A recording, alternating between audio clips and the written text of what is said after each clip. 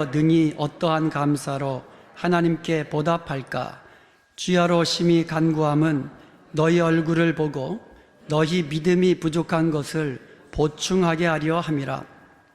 하나님 우리 아버지와 우리 주 예수는 우리 길을 너희에게로 갈 수 있게 하시오며, 또 주께서 우리가 너희를 사랑함과 같이 너희도 피차간과 모든 사람에 대한 사랑이 더욱 많아 넘치게 하사 너희 마음을 굳건하게 하시고, 우리 주 예수께서 그의 모든 성도와 함께 강림하실 때에 하나님 우리 아버지 앞에서 거룩함에 흠이 없게 하시기를 원하노라. 아멘.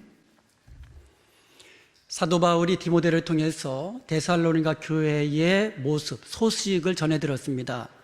그런데 전해들은 소식은 고난 가운데서도 믿음을 지켜나가며 믿음이 점점 성장해 간다는 그런 소식이었습니다.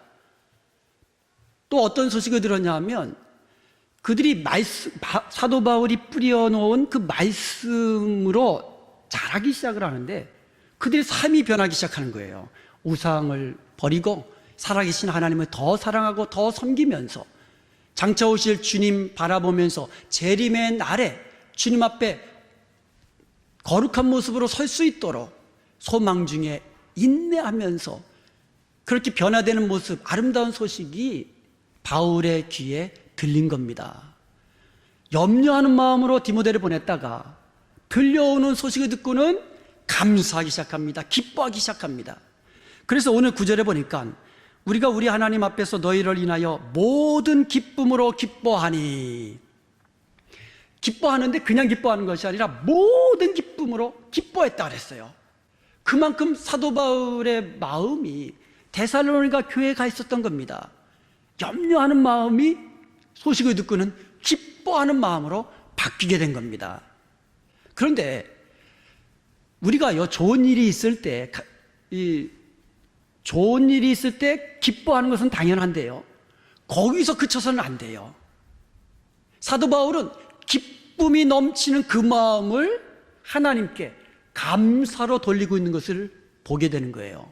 그래서 9절에 보니까는요, 모든 기쁨으로 기뻐하니 너희를 위하여 능히 어떠한 감사함으로 하나님께 보답할꼬. 하나님께 어떻게 감사함으로 보답할까? 여러분, 좋은 소식을 접했을 때 바울은 시야를 하나님께 돌리면서 하나님께 감사를 드린 거예요. 여러분, 좋은 일 있으세요? 형통한 일 있습니까? 그러면 거기서 그쳐서 안 되고 감사함으로 나가야 될 줄로 믿습니다. 감사한다는 것은 뭐예요? 이 좋은 일이 하나님의 은혜로 되어졌다는 것을 고백하는 겁니다. 그게 감사입니다. 자기는 말씀으로 씨를 뿌리기만 한 거예요.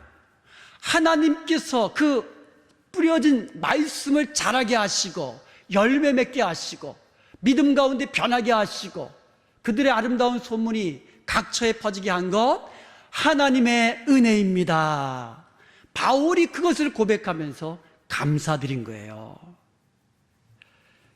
여러분, 우리가요, 서로 바라보면서 신앙생활을 같이 하잖아요. 그런데 서로의 믿음이 성장하는 것을 보면서 우리는 기뻐해야 됩니다.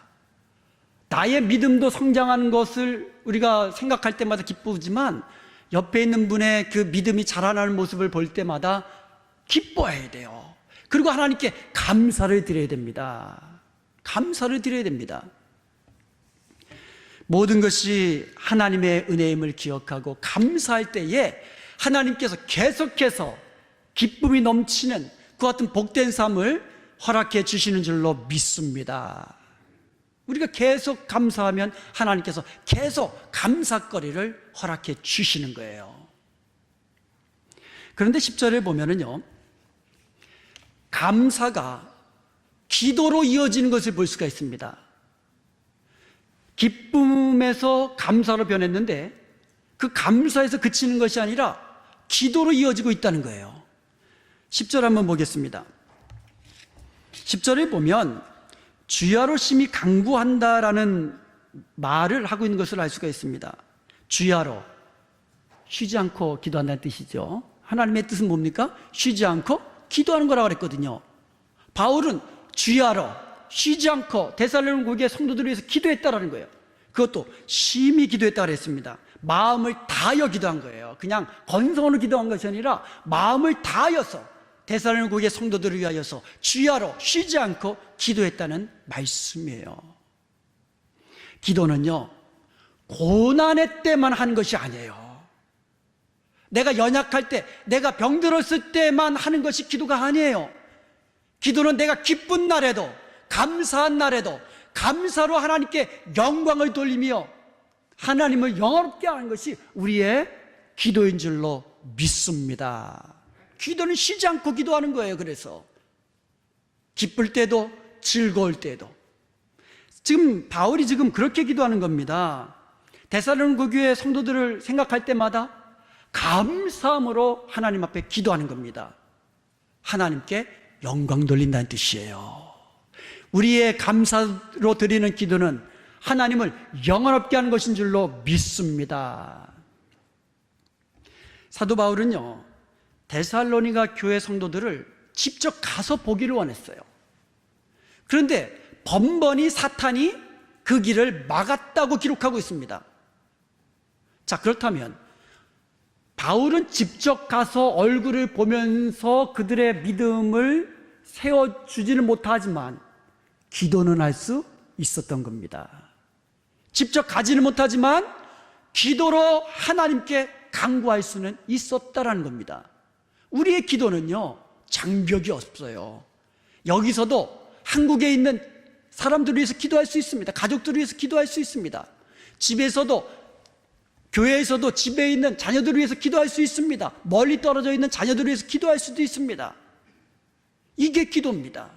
사도 바울이 직접 데살로니가 교회로 가서 얼굴을 보면서 그들을 말씀으로 격려하고 위로하고 그들의 믿음을 세워주고 싶었는데 사탄이 번번이 방해하고 그 길을 막으니까 쉬지 않고 마음을 다하여서 기도한 줄로 믿습니다. 중요한 것은 생각하는 마음이에요. 마음이 있으니까 기도가 가는 거예요. 우리 성도들이 서로 생각하는 마음이 있을 때에 우리는 서로를 위하여 기도해 줄 수 있는 거예요. 마음이 없으면 기도도 안 나오는 거예요. 기도가 안 나오는 것은 둘째치고 기도조차 안 하는 겁니다. 그러면 우리 성도들이 서로 마음을 두고 서로 위하여서 기도해 줄 수 있는 그런 교회 되기를 간절히 축원드립니다. 염려가 기쁨으로, 기도가 감사로 바뀌었고 감사가 기도로 이어졌다고 했습니다.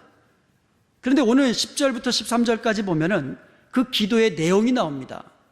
바울의 기도의 내용이 세 가지로 나오는데 첫 번째로 보면은 10절에 기록되어 있습니다. 주야로 심히 간구함은 너희 얼굴을 보고 너희 믿음이 부족한 것을 보충하게 하려 함이라. 첫 번째 기도는 뭡니까? 내가 직접 가서 너희들의 얼굴을 보고 싶다, 이런 기도였습니다. 2장 18절에 보면 나 바울이 한두 번 너희들에게 가기를 원했지만 사탄이 그 길을 막았도다 그랬거든요. 바울은 사탄이 막아놓은 그 길을 열어달라고 기도하는 거예요. 사탄은 데살로니가 가고자 하는 그 길을 사탄이 막았지만 하나님이 열어주옵소서 기도하는 겁니다. 이 기도는요, 사탄이 그 길을 막았어도 하나님은 열어주실 수 있다라고 믿는 그의 믿음의 고백인 줄로 믿습니다. 그리고 이 기도는요, 주님은 사탄이 막아놓은 그 길을 주님이 열어주셔야 그 문이 열린다는 하나님의 주권에 대한 고백이기도 합니다. 하나님이 열어주셔야 내가 갈 수 있습니다라는 하나님의 주권에 대한 고백이고, 하나님은 그 사탄이 막은 길을 열으실 수 있는 능력이 있습니다. 하나님의 능력을 인정하는 기도이기도 한 거예요. 그리고 또 하나, 하나님이 열어주시지 않으면 나는 그 길로 가지 않겠습니다라는 하나님의 뜻에 순응하는 기도예요. 하나님이 열어주셔야 내가 그 길을 가지, 내 마음대로 내가 가고 싶다고 해서 가지 않겠다는 그런 의미이기도 하다는 거예요. 우리가요, 기도하면서 기도는 해놓고 행동은 어떻게 합니까? 내 마음대로 하는 거예요. 그게 아니에요. 바울은요, 하나님이 열어주시면 그 길을 가겠습니다, 그 기도고요. 열어주시지 않으면 기다리겠습니다. 하나님이 열어주실 때까지 기다리겠습니다. 그러한 하나님의 뜻에 순종하기로 결단하는 그러한 기도라는 것이에요. 사랑하는 여러분, 우리가요, 우리의 인생길에서 우리의 가는 길을 하나님께 맡길 수 있기를 바랍니다. 아브라함이 종을 자기 고향으로 보내면서 자기 아들 이삭의 부인을 좀 데리고 오라, 부인감을 찾아와라, 그렇게 명령을 했습니다. 그래서 이 종이 나이가 많아요. 성경에 보니까 늙은 종이라고 했거든요. 나이 많은 이 종이 아브라함의 고향으로 갑니다. 거기서 우물가에서 드디어 이삭의 배필을 만납니다. 리브가를 만납니다. 그리고 나서 이렇게 기도합니다. 뭐라고 기도하냐면, 하나님께서 이 길을 열어주셔서 무사히 자기 길을 인도하셔서 이삭의 부인을 택하여 주심을 감사합니다. 이렇게 기도를 합니다. 하나님께서 자기 길을 인도해 주셨다라고 고백한 거예요.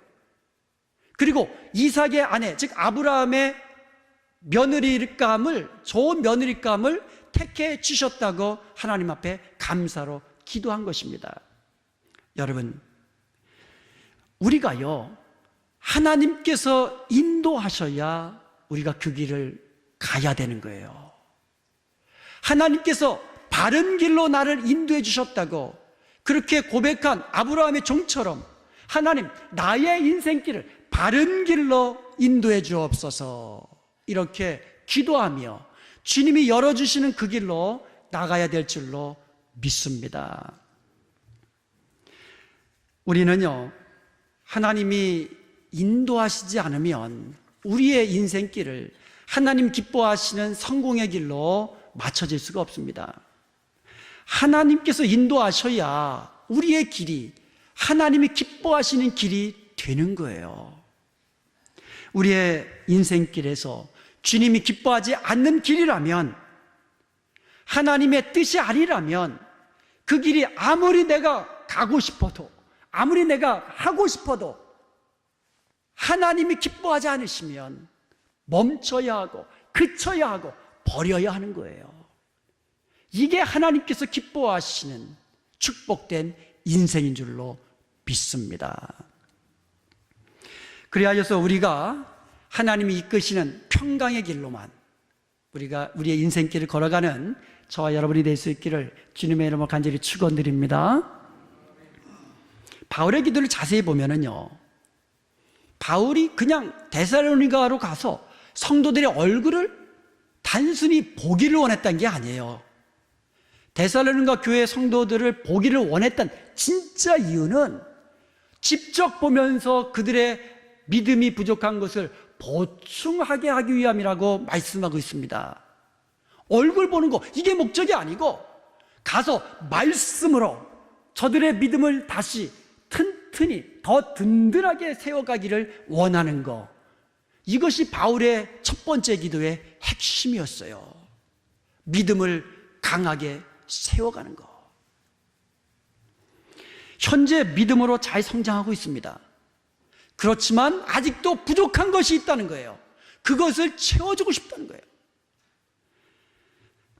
바울은요, 데살로니가 교회 성도들에게 믿음으로 현재에 안주하지 말라고 지금 권면하는 겁니다. 너희들이 참 잘하고 있구나. 내가 너희들의 소식을 들으니 참 감사하구나. 그런데 지금의 믿음의 상태에 안주하지 말고 더 성장해야 된다. 그것을 권면하고 있는 거예요. 우리 교회가요, 이제는 다 되었다. 이 정도면 되었다. 이런 마음으로 현재에 안주하지 말라는 하나님의 음성으로 들을 수 있기를 축원드립니다. 더 사랑해야 돼요. 더 하나님을 섬겨야 됩니다. 더 하나님의 나라를 위해서 더 충성해야만 합니다. 이것을 바울이 기도하고 있는 거예요. 현재에 안주하지 말라고. 우리가요, 정말 내 자신을 돌아보면서 어디가 부족한가? 하나님 보시기에 나의 부족한 믿음은 어느 면인가? 내가 사랑으로 희생하는 면에서 부족한 것이 없지는 않은가? 주님의 재림의 날에 내가 거룩한 하나님의 자녀의 모습으로, 승리자의 모습으로 하나님의 자랑과 칭찬이 될 수 있는 그런 모습으로 살아가야 되는데 내게 있어서 부족한 것이 무엇인가? 한번 스스로를 돌아보아야 될 줄로 믿습니다. 돌아보고 그 믿음이 부족한 것을, 그 사랑이 부족한 것을, 그 소망 중에 인내하는 것이 부족한 것이 있다면 말씀으로 든든히 세워 나가야 될 줄로 믿습니다. 그것이 바울의 첫 번째 기도였습니다. 그러므로 이제 우리가요, 계속해서 주님 닮을 모습으로, 우리의 믿음이 성장한 자의 모습으로, 그리고 표대를 향하여 계속해서 함께 달려갈 수 있기를, 그래서 우리의 믿음이 하나님 보시기에 더욱더 온전한 모습으로 날마다 성장되어 갈 수 있기를 주님의 이름으로 축원드립니다. 이게 첫 번째 바울의 기도였고요. 두 번째 바울의 기도는 11절에 나오고 있습니다. 또 주께서 우리가 너희를 사랑함과 같이 너희도 피차간과 모든 사람에 대한 사랑이 더욱 많아 넘치게 하사. 바울의 두 번째 기도는요, 더욱 많이 넘치는 사랑을 하게 하옵소서, 이런 기도였습니다. 교회에 넘치는 사랑을 위해 기도했는데요, 여기서 보면은요, 우리가 너희를 사랑함과 같이라고 기도했어요. 이 말씀은요, 주님께서 내가 너희를 사랑한 것 같이 너희도 서로 사랑하라는 이 말씀을 우리가 연상할 수 있습니다. 그러므로 사도 바울은요, 먼저 주님이 자신을 사랑한 것을 바울은 본받아서 자기도 데살로니가 교회 성도들을 고난 중에도 그렇게 넘치는 사랑으로 사랑했다라는 것을 우리가 알 수가 있고요, 그것처럼 데살로니가 교회 성도들도 서로 사랑을 하는데 넘치도록 사랑하라고 그렇게 권면하면서 기도하고 있는 것입니다. 사실 데살로니가 교회 성도들은요, 피차 사랑했던 교회였어요. 데살로니가 전서 4장 9절에 보면 형제 사랑에 관하여는 너에게 더 이상 쓸 것이 없다 그랬어요.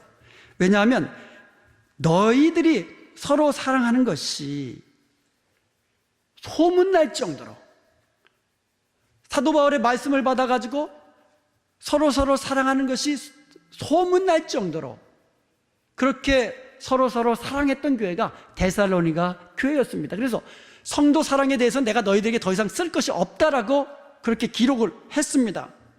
그러면서도 4장 10절에 보면 더욱 그리하라고 말씀하고 있어요. 내가 보건대 너희들은 정말 서로 사랑하는 것에 대해서는 더 이상 쓸 것이 없는데, 그렇지만 더욱 사랑하라고 그렇게 권면한 거예요.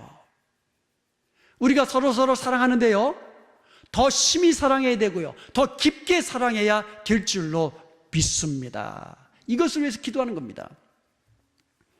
사랑하는 여러분, 우리가요, 피차간에, 여기서 말하는 피차간에는 교회 안에 있는 성도들을 말하는 겁니다. 교회 안에 있는 성도들 간에 서로 사랑해야 되는데 심히 사랑해야 됩니다. 넘치도록 사랑해야만 합니다. 피차 간에 더욱 사랑하는데 히브리서 10장 24절에 보면은요, 서로 돌아보아 사랑과 선행을 격려하라는 말씀이 나옵니다. 사랑하려면 돌아보아야 돼요. 상대방의 형편을 알 수 있어야만 합니다. 그래야 사랑을 베풀지요. 그래서 우리 은혜합병강교회 성도들은요, 서로 돌아보는 교회가 될 수 있기를 바랍니다. 서로 돌아보면서 사랑과 선행을 격려할 수 있기를 원합니다. 나도 사랑하고 사랑을 격려하는 그런 교회, 우리 은혜합병강교회가 될 수 있기를 간절히 소원드립니다.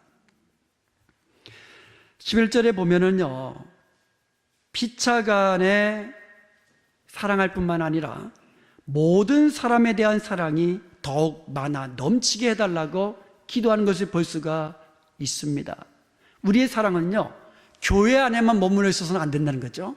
모든 사람, 예수님을 알지 못하는 사람들이라 할지라도 우리가 그들에게 하나님의 사랑을 보여주며 하나님의 사랑을 베풀며 살아야 될 것을, 그것도 넘치도록 더욱 많이 사랑을 베풀며 살아가야 될 것을 기도하고 있는 것이에요. 그래서 우리 교회가요, 사랑으로, 그것도 그냥 사랑이 아니라 넘치는 사랑으로 소문난 교회가 될 수 있기를 축원드립니다. 사랑이 많은 교회라는 그런 소문이 나야 돼요.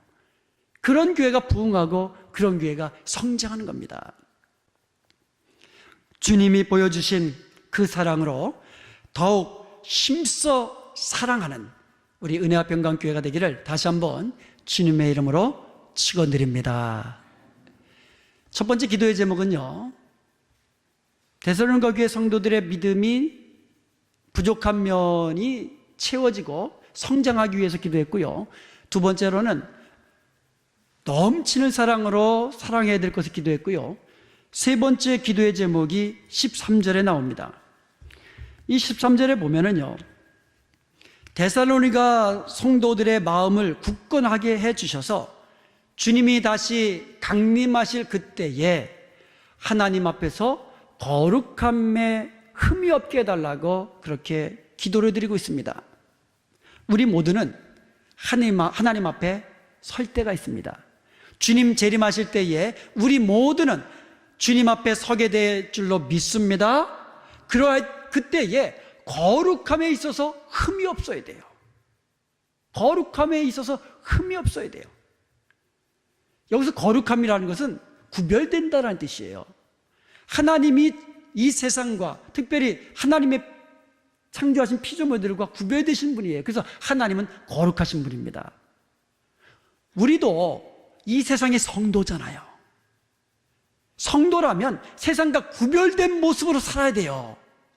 그래서 사람들이 볼 때, 아, 저 사람은 예수 믿는 사람이야, 이렇게 구별된 삶을 살아야 되는데, 그런 거룩함에 흠이 없도록, 주님 앞에 섰는데 흠이 없는, 거룩함에 흠이 없는 사람으로 그렇게 설 수 있도록 그렇게 바울은 기도하는 거예요.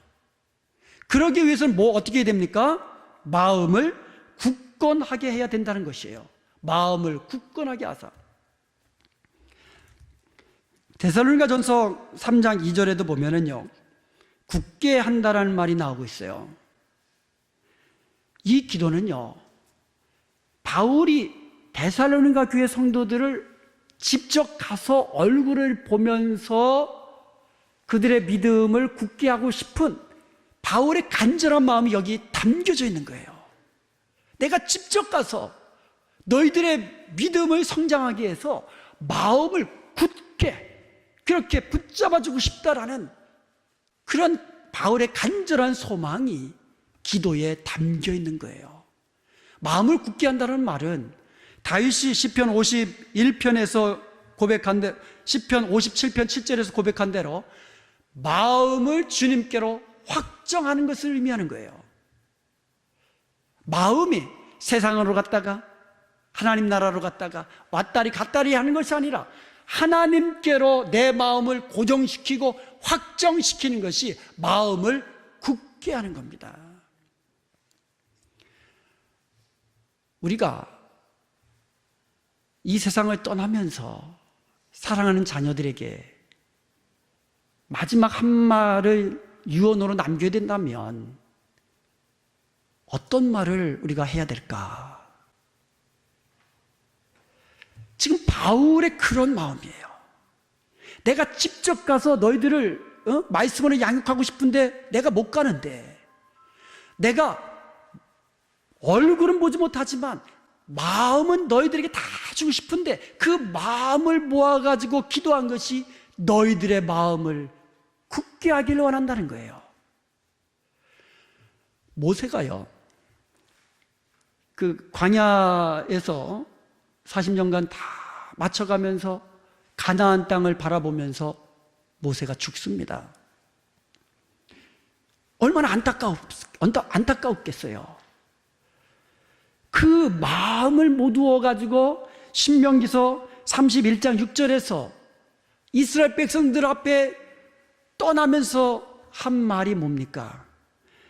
너희는 강하고 담대하라, 두려워 말라 이거예요.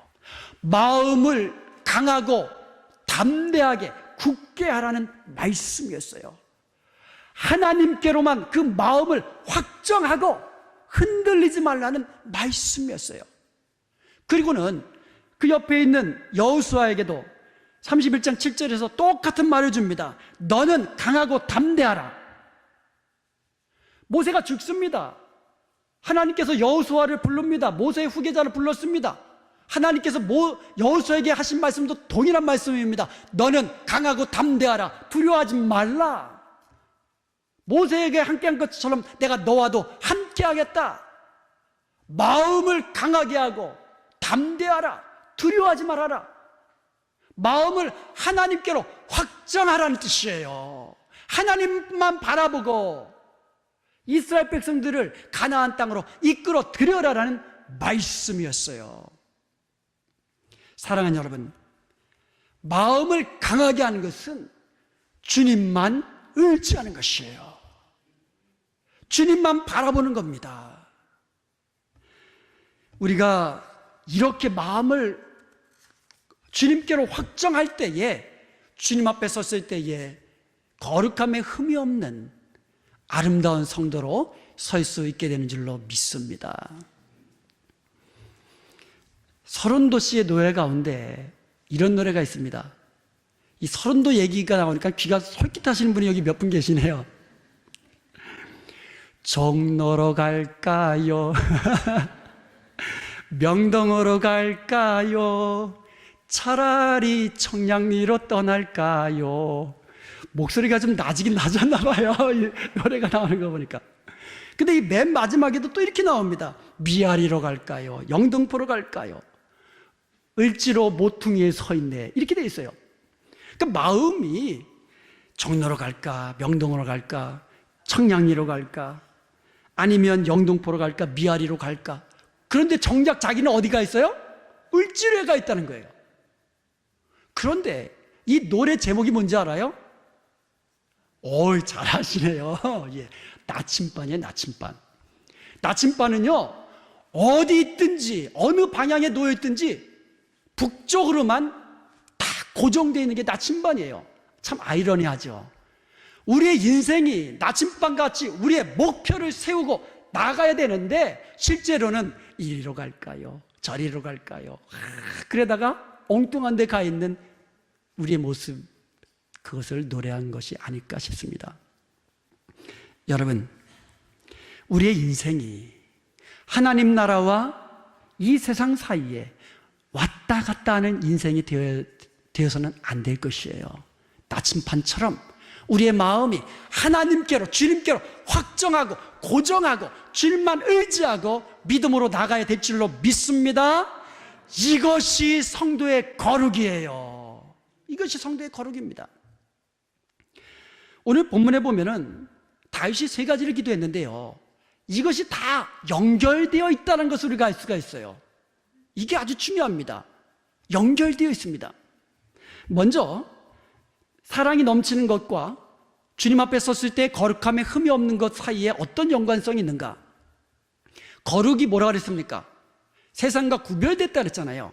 우리 성도들이 어떠한 모습으로 세상과 구별될 수 있느냐 이거예요. 성도 그러면, 예수 믿는 사람 그러면 제일 먼저 떠오르는 단어가 뭡니까? 사랑이에요. 사랑. 사랑에 있어서 세상과 구별되어야 된다는 거예요. 하나님은 거룩하십니다. 그래서 사랑에 있어서 우리 다른 모든 것과 구별되셨어요. 하나님이 이 세상을 사랑하셨기 때문에 독생자 아들을 아낌없이 내어주셨습니다. 십자가에 죽기까지 아낌없이 내어주셨습니다. 이것이 하나님의 아가페 사랑이에요. 세상에서 찾아볼 수 없는 사랑입니다. 예수님의 사랑도 마찬가지입니다. 자신의 생명을 십자가에 죽게 하기까지 희생으로 죄인을 구원하기 위하여 자기 몸을 대신 내어던진 희생적인 사랑, 이게 세상과 구별된 거룩한 예수 그리스도의 사랑이셨습니다. 십자가에 죽으시면서까지 아버지여 저들을 용서하여 주옵소서, 저들은 자기가 하는 짓을 알지 못합니다, 이렇게 사랑으로 용서를 구하는 기도를 드리고 가셨던 분이 우리 주님이십니다. 스데반 집사도 마찬가지예요. 자기를 돌로 쳐 죽이는 그 사람들을 향하여 아버지여 저들을 용서하여 주옵소서. 세상과 구별된 이런 사랑의 모습이 우리의 거룩함이라는 거예요. 사랑하는 여러분, 이러한 사랑이 거룩함으로 주님 앞에 나타나야 될 줄로 믿습니다. 1956년 1월 8일 짐 엘리엇과 그의 동료 4명은 에콰도르 아우카족 선교를 떠나서 거기서 순교를 합니다. 5명이 죽습니다. 이것을 기록한 책이 전능자의 그늘, Shadow of the Almight이라는 책입니다. 남편들이 순교를 했습니다. 그런데 그 미망인들 5이 모여가지고 남편이 뜻을 다 이루지 못한 그 에콰도르 그 부족에게 또 들어갑니다. 하나님께서 그때 역사하셔가지고 그 땅의 복음의 문이 열리기 시작합니다. 이 이야기를 기록한 책이 영광의 문이라는 책입니다. 그 5명의 선교사 중에 한 선교사의 아들이 있었습니다.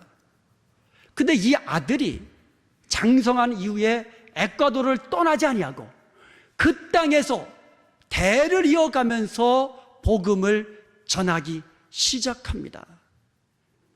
그 사람이 바로 네이트 세인트라는 선교사였습니다. 근데 그의 아들 스티브 세인트라는 사람이 책으로 기록했는데, 그러니까 자기 아버지의 선교의 이야기를 기록했는데, 그것이 창끝 End of the Spear라는 책입니다. 어떻게 남편을 죽인 그 사람들에게 부인들이 또 찾아갈 수 있습니까? 어떻게 자기 아버지를 죽인 그 원수 같은 사람들에게 그들을 구원하기 위해서 복음을 가지고 어떻게 따라날 수 있었습니까?